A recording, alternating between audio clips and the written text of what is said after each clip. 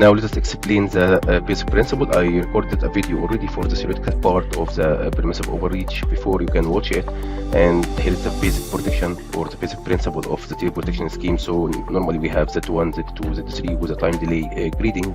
Z1 was 0 seconds, Z2 was 400 milliseconds, and Z3 was 800 milliseconds. So and here is the communication between both relays in the local end and in the remote end. So this stands for relay A and this is relay B. And this communication, it can be using a copper wiring, or it can be used a MIDI converter of the communication signals, or it can be used a fiber direct or a fiber optic in a direct channel for the long distance communication. Then here we have the basic schemes or the most common schemes. So we will talk now about the permissive overreach. So and we also have the permissive underreach and the blocking schemes.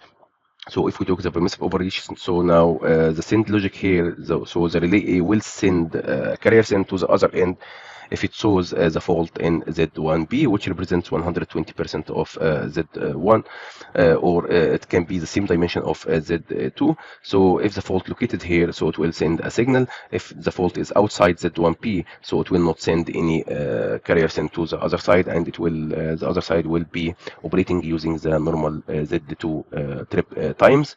And as you can see, here is the send logic and here is the line diagram. So the relay A here in this case will be picked up, and Z1B also will be picked up and it will send a carrier send to the other side. Then it will receive a carrier receive from the relay B, and then it will be tripped using the teleprotection schemes. On the other hand, also you will have the same signal on the relay B side. And here is if the fault is outside the Z1B, so no any send or receive signal, so the trip will happen using the normal impedance protection or the normal distance protection, as you can see. And the other end will see the fault here in the reverse zone, so it will trip, but with the Z3 trip time, which equal to 800 milliseconds in our example. This is just a theoretical part about the permissive overreach. Now let us open the device link. So here we are using two CMC. One connected using the USB, and the other one is connected using the Ethernet 1, and one for relay A and the other one for relay B. Then you can open the template from here, or you can open the RelaySimTest from the beginning. So if you open the RelaySimTest from the beginning, you will find some templates which will help you. So you can enter a new test document, you can start from scratch and draw your own topology. Then you can place some faults and check these test cases, or you can open a test document. If you have any saved test documents, you can open it directly from here, or you can go for the sample documents, which will give you some sample documents to help you or to guide you how to walk through these templates. For example, here is the line protection, and you can select from here the line protection with line distance protection with teleprotection. So here is our template, and you can remove or add any test cases just to have a customized test plan at the end of the day. So I prepare a test plan already, so let us walk through this test plan. So here is the title. You can enter a title, as you can see from here. So we can edit this title to be teleprotection with permissive overreach transfer trip schemes. Then we have here the report. You can select any data to be printed out in your test result, or you can unselect if you don't need this test result to be printed out. And also you can select a logo of your company to be printed out in the test report. Then under the system under test, here you have to specify the system topology, as you can see from here. So for example, if you can see the here is the system under test. Here we have the infeed A, which is the substation A. Also we have the infeed B from the other side. Also you can see here the nominal voltage. You can see the phase angle. You can see the grounding, which is solidly grounded in our case. And you can select the source impedance to be expressed in multiple factors here. So you can enter these factors and to represent the infeed A and the infeed B. Then we have also here the circuit breaker A, as you can see. So we are working on a 3-pole. If you are working with a single pole trip and 3-pole close, you can select this mode. If you are working with a single pole trip and single pole close, you can select this mode. Because our circuit breaker is working on a 3-pole, as we explained in the Dixie software setting, we can keep it as it is. And here is the circuit breaker trip time 20 milliseconds, circuit breaker close time 50 milliseconds, which allows the software to assess the trip time accurately. and here is the initial state, so it will be closed initially. If you need it to be open, you can enter here to open the circuit breaker. Then we have here the CTA and CTP. So the CTA and CTP have the same CT ratio, 600 ampere over 1 ampere in the secondary, and we are selecting now ideal transformer to test the teleprotection. If you need to simulate a saturation, you can select this value. If you need to simulate a traveling wave for some traveling wave based protection relay, you can enable or activate this field. Also, if you can look, the grounding point is towards the protected object, which is our overhead line in this case. CTB also in the same way. Also, we have here the VTA, which is 110 kV, the VT ratio over 100 voltage, and we are selecting a linear VT, not a CVT. If you have a CVT, you have to enter, you have to select the suitable mode. And then we have here the most important part, which is the line. So here is our line, and here is the length, which is 32.5 kilometer, and you can select different modes to represent the line impedance. So now we are selecting the R1-X1- and R0-X0- for single phase to ground faults. Also, you can enable the mutual coupling, or you can enable the capacitance to make some realistic scenarios for this phenomena. Then if you select the relay A, you will find out that this relay A is controlling and connected to the circuit breaker A, the CTA and the VTA, and also relay B here is connected to the CTP, circuit breaker P, and the VTB. Also, you can press the configure here to see the configuration of the relay A and the relay B. So here is the general setting of the relay B, and here is the maximum current to be injected is 50 ampere. The maximum voltage line to line is 200 voltage, and our device type is a digital. It's not electromechanical. So you have to select the this type. If it's electromechanical, it will allow you to enter the debounce and the deglitch time in this field. Here is the analog inputs. So we have 3 voltage and 3 current, as you can see, L1, L2, L3, and also you can find here the rotation of this 3 phases. The binary outputs, we are using 4 binary outputs, one for the tripping of the circuit breaker, one for the pickup, and the other one for the send logic, which is the carrier send, and the other one is the receive, representing the carrier receive, and all of them are dry. If it's wet, you can select here the wet with either nominal or with a threshold, and you have to specify this voltage. For example, if you select a wet here of nominal, you can specify here the nominal voltage, so that if the potential drop across this contact exceeds this nominal value, so or 70% of this nominal value, it will be considered as closed. Otherwise, if you are working with a spare contact, you can select a dry. Then here we have the binary output. We don't need any binary output from here. So the next step is the test set configuration. So we are using right now two test set. So the first one is the CMC 500 using the online Ethernet port, which ended by 404. So this 404 representing the relay A. Then you can click identify here. So the CMC 500 would be blank in white in the power button, which gives you a clear indication this is the CMC is connected to the relay A. On the other hand, also you can go for the relay B with the CMC 500 UHH using the online USB connection, and the serial number is ended by 753.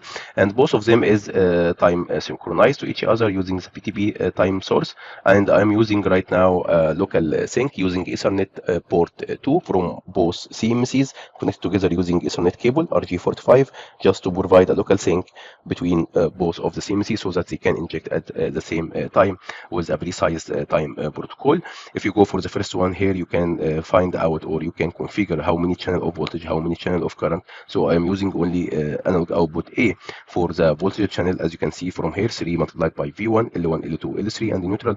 And the other side, the output P is connected to the CT. So because this output P is a high current source, so it gives us a chance to inject 3 channel up to 60 ampere per channel. And if you need to see the wiring diagram, you can simply press here, and it will give you the wiring diagram. Also, you can specify here the terminal names like test switch names or terminal block names, just to be saved. Also here the other tab, which is the binary input. So we are using now 3 only binary inputs. The first one to detect the trip time, the third one to detect the send, the carrier send, the fourth one to detect the carrier receive, and the binary output is not used at all. On the other hand, also the CMC P is the same, so you can go for the analog output. Also here is the CMC for relay P, and both of them are synced together as we explained.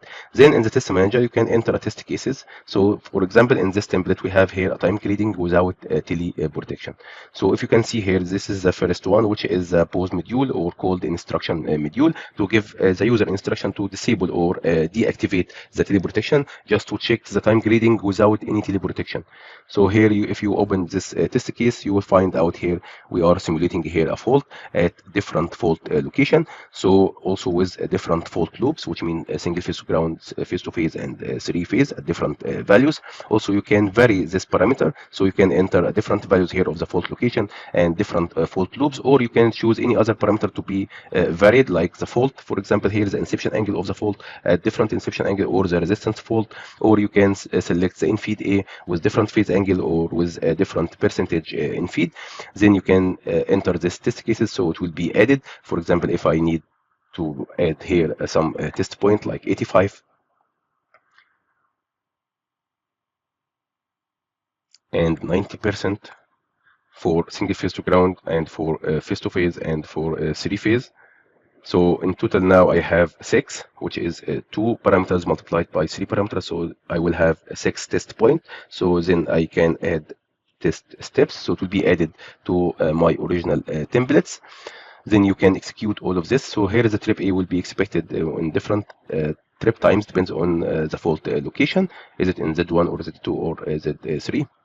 But here we are simulating only on the line from 0 to 100%, so it would be either in Z1 with instantaneous tripping, or with Z2 with 400 millisecond. And if you select this fault, you can see here the fault parameters. So it's a line fault, and the initial state it's inactive, and then it will be active here, which is after 319.8 millisecond. And here is a fault type. If you select different test point, you will find different fault loops, which is L1, L2, L3 in this case. And here is R fault is 0, and here is the R fault to ground is 0. And also you can specify the inception angle of this fault. Then you can simply click execute. Okay, after finishing this module or test case, we will send a reminder or instruction to the user to activate again the teleprotection, to check the trip times using the teleprotection, and to differentiate between the normal time grading without teleprotection and with teleprotection.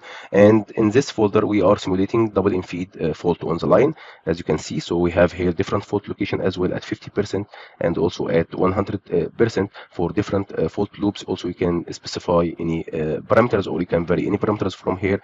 And here is the most important part: in all the test cases you have to set the assessment condition. For example, here is 50% for L2, L3. If you select a set assessment condition, so the trip A now it can work from 0 to 100 millisecond. It will work instantaneously for sure. And the trip B also will trip with Z1 from 0 to 100 millisecond. And you can apply this criteria to this selected test steps, or you can apply it for all test steps, which is not valid right now because we have different location.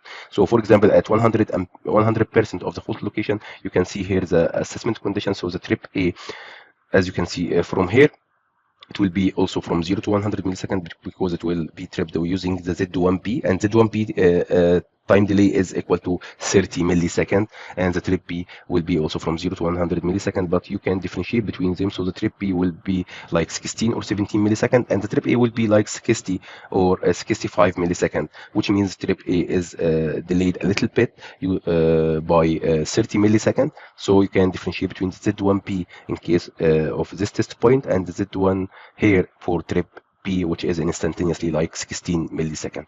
Also you can enter any test case. As you can see, double fault here, double infeed, also the fault online at 100%, and we are simulating here the R fault. So you can see here the infeed phase angle. You can vary this parameter from 0 minus 20 up to 20. You can see it from here, the infeed B. So we are selecting here the vary parameter to be with the infeed, as you can see from here. Also you can vary any parameter you need just to give a realistic simulation for the double infeed in case if we have our fault. So you can see here the R fault is equal to 3 ohm, which representing the arc resistance in this case. Also here in the single line to ground you can see the R fault. Then we have the single infeed. So in this test case, you can see the fault will be on the line, and the single infeed is coming from infeed A, and the infeed B, you can see here the current will be 0. So here is the current of the relay A, and here is the current of relay B. You can see it's 0, which means there is no any feeding from the infeed B. And we can see also the different trip times of trip time A or trip time B. So if you need to see the sinusoidal waveform of the voltage and the current, also you can click here. As you can see now, you can show the setting pan on the right, or you can hide it. So you can expand this window. So you can see here the voltage sinusoidal waveform and the current sinusoidal waveform, because we are simulating single phase to ground. But if you select different test points, you will find L1 and L2. Or if you go back for three-phase fault, for example, as you can see, you will find the A and B and C. And here is the fault trigger time at this value, which is 300 millisecond. And you can specify this 300 millisecond from the fault here. So the delay since previous event to equal to 300 millisecond. So after that, the fault will be activated. This is for relay A, and here is the trip, the send and the receive for the relay A. On the other hand, also you will find it for the relay B, but because of this test case is a single infeed, so you will have here the relay B voltage values and the relay B current values is equal to 0, and we can assist both test cases. Also, you can by the same way you can select the infeed is coming only from P, and the infeed A is equal to 0, which means the current is very low value. Also, you can find out the different test case, which is a fault will be on the bus bar here. So regardless of the teleprotection, here is the trip A will tripped by a Z2, which equal to 400 millisecond, and the relay B will be tripped using a Z3 time delay, which is a reverse zone fault. So it will be tripped with 800 millisecond. Also, you can do the same by simulating the fault on the bus bar A. And last but not least, we will inject a double-infeed, and the fault will be also in the bus bar, simulating also the arc resistance. So here is the main features of the RelaySimTest. Let us select the test manager and execute all of these test cases, and let us make some analysis. So here is the pop-up message, which is the instruction module. So it's a reminder for deactivate the teleprotection. So I will deactivate it using the local HMI. Also, you can, if you are connecting with the DIGS software, you can go for the setting from here, and you can select the teleprotection to be off. And after selecting off, you have to select DIGS2 device, and it will require a password, which is 60 in this case. Then you can go back again for the RelaySimTest, and you can proceed. Now I will switch off the teleprotection manually from the local HMI, and we will get back to the test cases. So now the teleprotection is off in both relays, and also you can enter any comment here like teleprotection switch it off, and you can enter bus. Then it will go for the next test case, which is the teleprotection without teleprotection, which is time grading of the different zones. You can see now the trip time.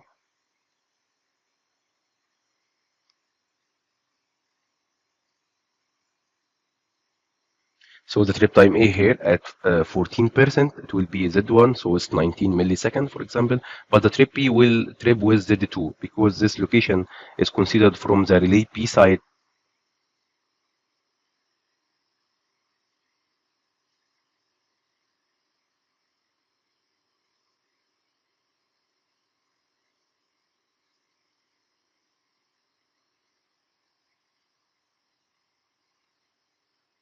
So you can see some test points already failed, because these test points I already added it, but I forget to set the assessment condition. So for example, at 85%, the relay A should be tripped with Z2, which is right, which is correct.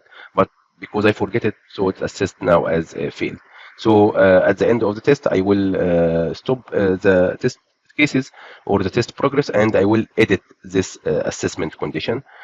And as you can see here, it's at 26%, for example. So the relay A will see it in Z1, and the relay B also will see it in Z1, because it's like 67%, which means it's less than 80%. So it's still in Z1. So both relays will be tripped instantaneously. Also at 74%, the relay A will trip with Z1, and the relay B also will be tripped with Z1.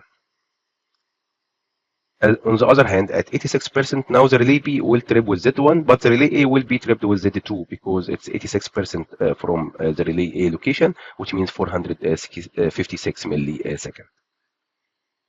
So here is the last test point, I think. Yes, you can see now we have some failed test results. It's not failed, but because I forget to set the assessment condition at 85 and 90%, so it should be trip with the relay A should trip with Z2, which is correct, but I forget to click here. I will set the assessment condition here, and the trip A will be from 400 millisecond, for example, up to 500 millisecond. And then I will select apply to all selected test steps. Then it will be assessed as a pass. Then we can go back again for the test manager, and we can execute, and it will resume the test progress from the first part is not executed here. So it will give me a pop-up message again to activate the teleprotection. So I will activate it through the local HMI of the relay, and we will get back to continue the test.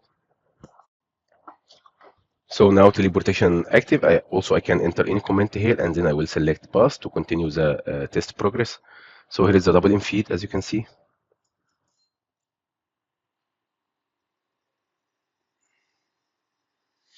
So here is at 0% from the line location. So this trip A will be tripped with Z1, which is 17.6 millisecond. The trip B will be tripped with teleprotection Z1B trip time delay,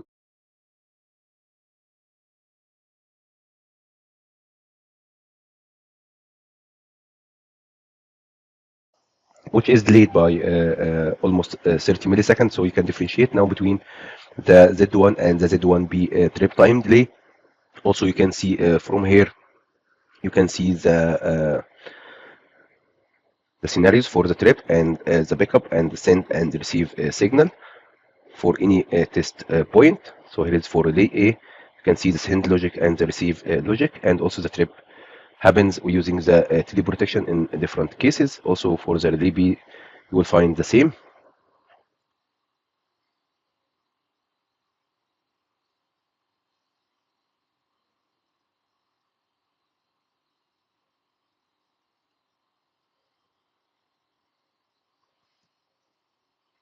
Now it's also double infeed test case, but the fault on the line and with our fault, which is representing the arc resistance fault.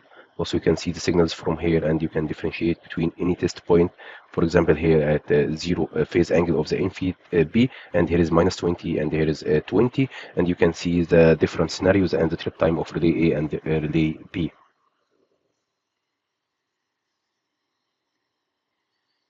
So if you can see here, the fault location is fixed at 100% of the line. So always trip A will be with Z1P after receiving a carrier receive from the other end.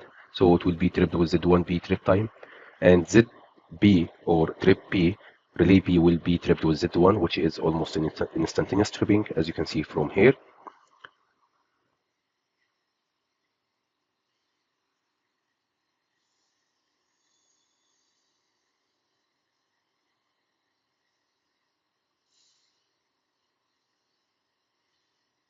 So here is a single infeed. So the fault would be on the line, as you can see, but we have a single infeed, which means infeed B would be 0, which means there is no any current in infeed B, as you can see from here. So you can see the trip A and the trip B is not tripped because there is no current injected.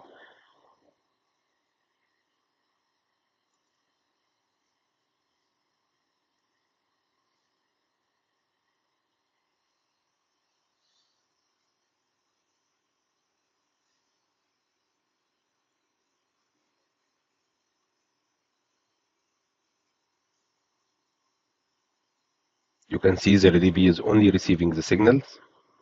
There is no any send or no any trip because the current is almost 0 from the infeed B. Also, in the same way, here is the single infeed coming only from P, and the infeed A is almost 0, as you can see from here. So the relay A will only receive a signal, but it will not be tripped.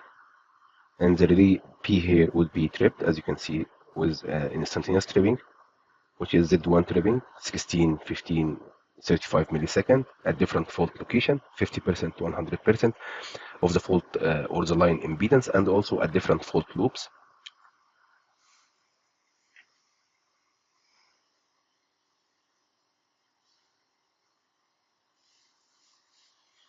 Then after this test case, we will proceed with a single infeed, but the fault will be on the busbar only.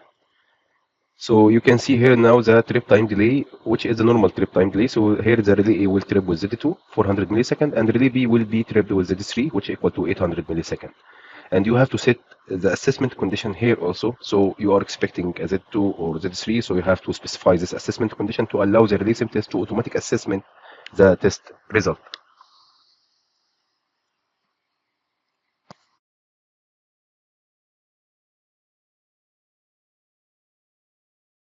So now the fault on the busbar A. So the relay A will trip with Z3, which equal to 800 millisecond, and the relay B will see it in Z2, which equal to 400 millisecond.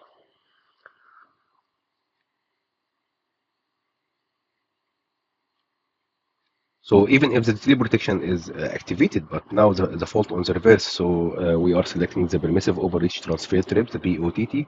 So it will trip with the normal trip time delay of the distance protection. Last test case, we have a double infeed and the fault on the busbar. As you can see, also we have here a normal tripping times. So the relay A now sees the fault in reverse zone, so it will be tripped with Z3 equal to 800 millisecond, and the relay B will see it in Z2.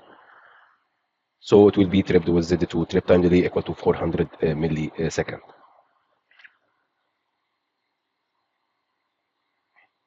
Also, you can see here the send and the receive. So you can see what's happening in the relay A side and in the relay B side for better analysis of both relays.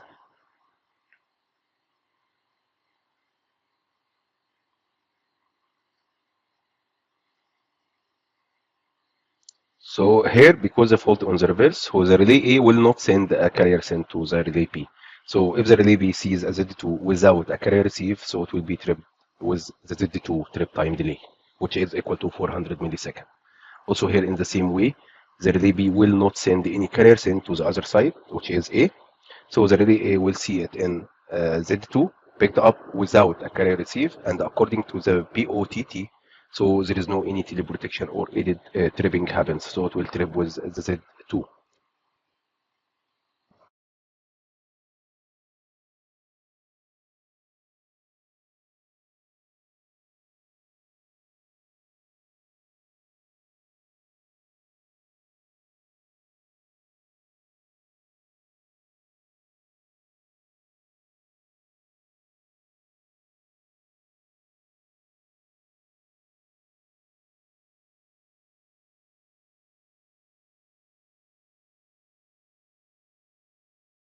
So at the end of the day, you can go for the report here, and you can select whatever field you need to be exported in your Word file, and you can export to Word from here or from here, and you can do the analysis and you can do the math for all these test cases after getting the test result from the RelaySimTest in the Word file.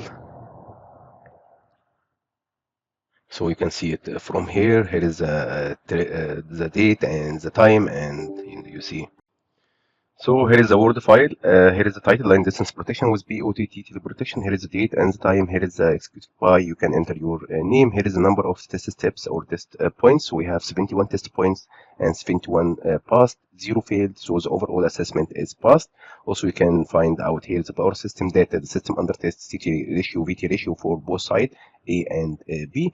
Also, if you navigate through the test set configuration, you will find both the CMC 500 used in this teleprotection, and the first test case. Here is the BOS module, which is passed, and also if you enter any comment, it will be displayed here, which is I entered already teleprotection, switch it off. Then it will go for the time grading without any teleprotection, and here is the power system, and here is the test cases at different fault location, and the trip time of relay A and trip time of relay B, and if it's a test pass or fail. All of this will be repeated for all the test points. Then it will be repeated also for all the test cases like double infeed, and the fault will be the fault on the line. You can see the assessment conditions here. You can see the pass or fail criteria for all the test cases. So at the end of the day, you will have this Word file to be printed out and to be attached in your test reports.